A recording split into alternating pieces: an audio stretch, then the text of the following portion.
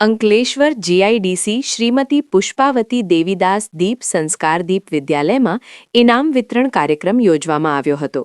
તેમાં મુખ્ય મહેમાન પદે શ્રી મહેશભાઈ પટેલ તથા અતિથિ વિશેષ તરીકે શાળાના ભૂતપૂર્વ વિદ્યાર્થી નિશિતસિંહ રણા પધાર્યા હતા.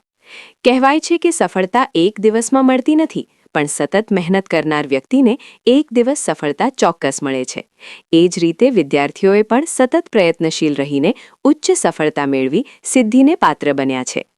ધોરણ 10માં 90% ઉપર લાવનાર વિદ્યાર્થીઓ તેમજ ધોરણ 1થી 9ના પ્રથમ, દ્વિતીય, તૃતીય ક્રમાંક પ્રાપ્ત કરનારને ઇનામ વિતરણમાં બિરદાવવામાં આવ્યા હતા.